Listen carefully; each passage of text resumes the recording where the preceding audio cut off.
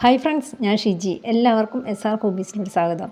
ഇന്ന് ഞാൻ വന്നിരിക്കുന്നത് വളരെ എളുപ്പത്തിൽ സവോള വെച്ച് തയ്യാറാക്കാൻ പറ്റുന്ന ഒരു അടിപൊളി റെസിപ്പി ആയിട്ടാണ്. നമുക്കിത് എങ്ങനെയാണ് തയ്യാറാക്കാൻ നോക്കിയാലോ? അതിന് മുമ്പ് നമ്മുടെ ചാനൽ ഇതുവരെ സബ്സ്ക്രൈബ് ചെയ്തതിൽ ഒന്ന് സബ്സ്ക്രൈബ് ചെയ്ത് സപ്പോർട്ട് ചെയ്തേക്കണേ. നമുക്ക് വീഡിയോയിലോട്ട് പോയാലോ? ആദ്യമായിട്ട് ഒരു ക്ലീൻ ബൗൾ എടുത്ത് വെച്ചിട്ടുണ്ട്. അതിലോട്ട് 1 കപ്പ് അളവിലെ ഗോതമ്പ് പൊടി നമുക്ക് ചേർത്ത് കൊടുക്കാം. അടുത്തതായിട്ട് 1 ടീസ്പൂൺ റവപ്പൊടി നമുക്ക് ഇതിലോട്ട് ചേർത്ത് കൊടുക്കാം. ഇതിനാവശ്യമായ ഉപ്പും കൂടെ നമുക്ക് അങ്ങ് ചേർത്ത് കൊടുക്കാം. ഇതിലോട്ട് 1 ടീസ്പൂൺ വെളിച്ചെണ്ണയും കൂടെ നമുക്ക് അങ്ങ് ഒഴിച്ച് കൊടുക്കാം. ഇതെല്ലാം കൂടെ നന്നായിട്ടൊന്ന് മിക്സ് ചെയ്തെടുക്കാം. ഇനി നമുക്ക് സാധാരണ ചപ്പാത്തിക്കൊക്കെ നമുക്ക് കുഴച്ചെടുക്കണം തന്നെ കുറച്ച് വെള്ളം ഒഴിച്ച് നമുക്കൊന്ന് കുഴച്ചെടുക്കാം.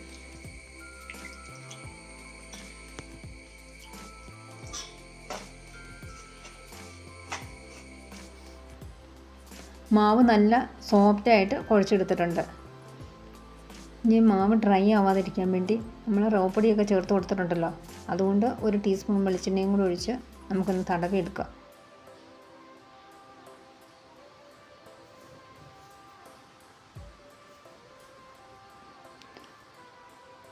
നമുക്ക് മൂടി വയ്ക്കാം. അടുത്തതായിട്ട് ഒരു പാൻ ചൂടാക്കാൻ വെച്ച് കൊടുത്തിട്ടുണ്ട്. അതിലോട്ട് 1 ടീസ്പൂൺ വെളിച്ചെണ്ണയും കൂടെ ഒഴിച്ച് കൊടുത്തിട്ടുണ്ട്. നമുക്ക് പെരിഞ്ജീരകം ചേർത്ത് കൊടുക്കാം. പെരിഞ്ജീരകം ഒന്ന് പൊട്ടിയിട്ടുണ്ട്. ഇനി മീഡിയം സൈസ് 3 സവോള കട്ട് ചെയ്ത് വെച്ചിട്ടുണ്ട്. ഇത് അങ്ങനെ ചേർത്ത് കൊടുക്കാം. കുറച്ച് കറിവേപ്പിലയും കൂടെ ഇട്ട് കൊടുക്കാം. നന്നായിട്ട് ഇളക്കി കൊടുക്കാം. ചെറുതായിട്ട് ഒന്ന് വാടി വരണം.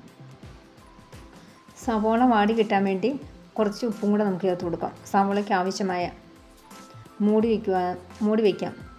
ആ സമയം കൊണ്ട് നമുക്ക് കുറച്ച് മുളകും 2 കറിമുളകും എടുത്തിട്ടുണ്ട്, 1 ഉണ്ടമുളകും എടുത്തിട്ടുണ്ട്, ഇഞ്ചി ഈ സൈസിലെടുത്തിട്ടുണ്ട്, വെളുത്തുള്ളിയും കൂടെ ചതച്ചെടുത്തുകൊണ്ട് വരാം.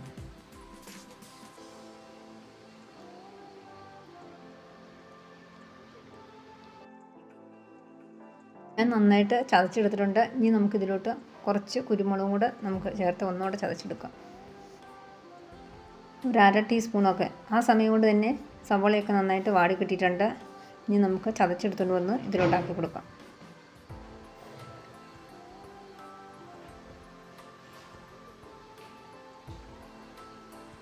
ഇതും കൂടെ ചേർത്തതിന് ശേഷം നന്നായിട്ട് ഇളക്കി കൊടുക്കാം. ഇതിൻ്റെ പച്ചമണമൊക്കെ ഒന്ന് മാറി കിട്ടണം.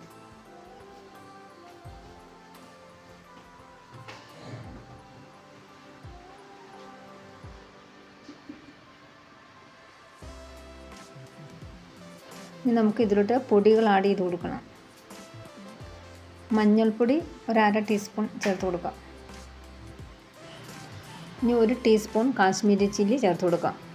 നമ്മൾ മുളകൊക്കെ ഇട്ടിട്ടുണ്ടല്ലോ, അതുകൊണ്ട് സാധാരണ മുളക് പൊടിയാണെങ്കിൽ 1/2 ടീസ്പൂൺ ചേർത്ത് കൊടുത്താലും മതി.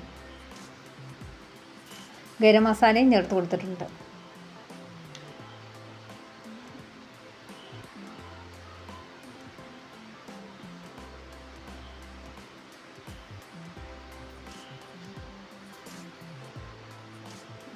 നന്നായിട്ടൊന്ന് ഇളക്കി കൊടുത്തുകൊണ്ടിരിക്കാം. ഇതിൻ്റെ പച്ചമണമൊക്കെ ഒന്ന് മാറി കിട്ടിയാൽ മാത്രം മതി. ഇനി ടൊമാറ്റോ സോസ് 1 ടീസ്പൂൺ ചേർത്ത് കൊടുക്കാം. ടൊമാറ്റോ സോസ് കൈവശം ഇല്ലെങ്കിൽ 1 ടീസ്പൂൺ പഞ്ചസാര ചേർത്ത് കൊടുത്താലും മതി. അന്നേരം നല്ലൊരു ടേസ്റ്റ് തന്നെയാണ്. ഇതിലേതെങ്കിലും ഒരെണ്ണം ചേർത്ത് കൊടുക്കണം. ഇതും കൂടെ ചേർത്തതിന് ശേഷം നന്നായിട്ട് ഇളക്കി കൊടുക്കാം. മാവ് ഇപ്പോൾ ഒരു കുഴഞ്ഞ പരുവത്തിലാണ് ഇരിക്കുന്നത്. അതൊന്ന് ഡ്രൈ ആക്കി കിട്ടാൻ വേണ്ടി നമുക്ക് ഇതിലോട്ട് ഇനി 1 ടീസ്പൂൺ അരിപ്പൊടി ചേർത്ത് കൊടുക്കാം. അരിപ്പൊടിയും കൂടെ ചേർത്ത് നന്നായിട്ട് മിക്സ് ചെയ്തെടുക്കാം.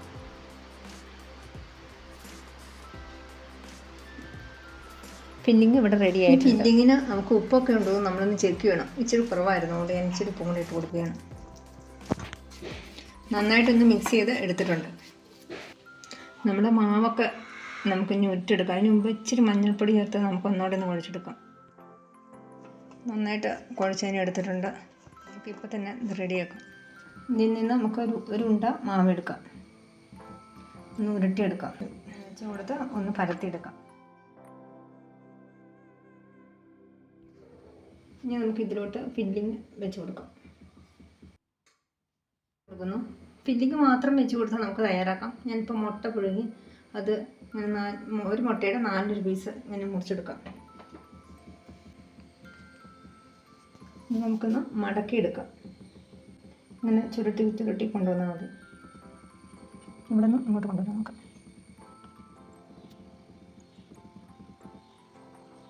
സെൻറ്ററിൽ നമുക്ക് നന്നായിട്ടൊന്ന് പ്രസ് ചെയ്ത് കൊടുക്കാം. കൈ വെച്ച് തന്നെ നമുക്ക് നന്നായി ഷേപ്പിലെടുക്കാം.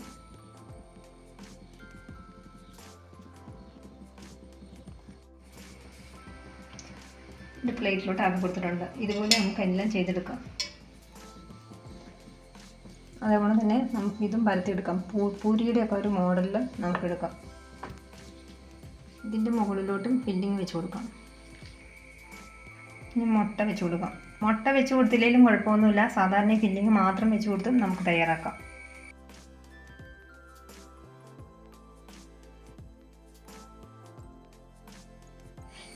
എല്ലാം ഞാൻ ഈ ഒരു രീതിയിൽ തയ്യാറാക്കി വെച്ചിട്ടുണ്ട്. നമുക്കൊന്ന് ചെറുതായിട്ടൊന്ന് റോസ്റ്റ് ചെയ്തെടുക്കാം.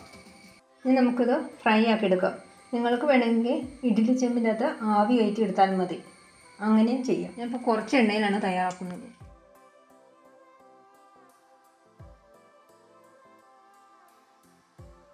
രണ്ട് ട്രിപ്പായിട്ട് നമുക്കിത് ചെയ്തെടുക്കാം.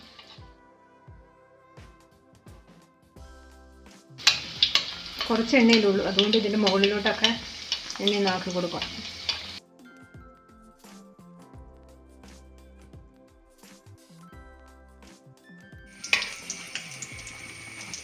ഓരോന്നും നമുക്ക് ഇന്ന് കളറിന് മാറുമ്പോൾ വറുത്തിട്ട് കൊടുക്കാം.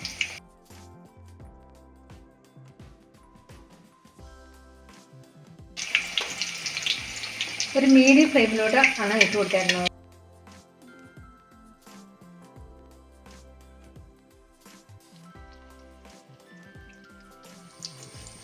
എല്ലാം നന്നായിട്ട് മുരിഞ്ഞ് കിട്ടിയിട്ടുണ്ട്. നമുക്ക് എണ്ണയിൽ നിന്ന് എടുക്കാം.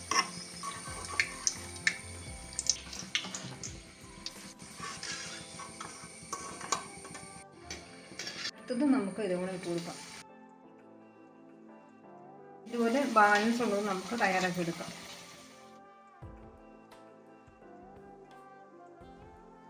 നമ്മൾ മുട്ട വെച്ച് തയ്യാറാക്കിയ പലഹാരം ഇവിടെ റെഡി ആയിട്ടുണ്ട്. നല്ല ചൂടുണ്ട്. പലഹാരം പുറമേയൊക്കെ നല്ല ക്രിസ്പി ആയിട്ട് തന്നെ കിട്ടിയേക്കണം. കാണുമ്പോൾ തന്നെ അറിയാമല്ലോ, ഉണ്ടോ? അകത്തെ മുട്ട വെച്ചൊക്കെ നമ്മൾ തയ്യാറാക്കിയതുകൊണ്ട് ശരിക്കും മുട്ട പപ്സിൻ്റെ ഒക്കെ അതേ ടേസ്റ്റുള്ള പലഹാരം തന്നെയാണിത്. പിന്നെ മുട്ട വയ്ക്കാതെ നമുക്ക് സവോളയുടെ ഫില്ലിങ് മാത്രം വെച്ചും നമുക്ക് തയ്യാറാക്കാം. ഒക്കെ ഈ വീഡിയോ ഇഷ്ടപ്പെട്ടെന്ന് ഞാൻ വിചാരിക്കുന്നു. ഇഷ്ടപ്പെട്ടാൽ നമ്മുടെ ചാനൽ ഇതുവരെ സബ്സ്ക്രൈബ് ചെയ്തില്ലെങ്കിൽ ഒന്ന് സബ്സ്ക്രൈബ് ചെയ്ത് സപ്പോർട്ട് ചെയ്തേക്കണേ. അതുകൂടാതെ ലൈക്ക് ചെയ്യാനും ഷെയർ ചെയ്യാനും നിങ്ങളുടെ വിലയേറിയ അഭിപ്രായം കമൻറ്റ് രേഖപ്പെടുത്താനും മറക്കരുത്. അടുത്ത നല്ലൊരു വീഡിയോ ആയിട്ട് നമുക്ക് വീണ്ടും കാണാം. Thanks for watching.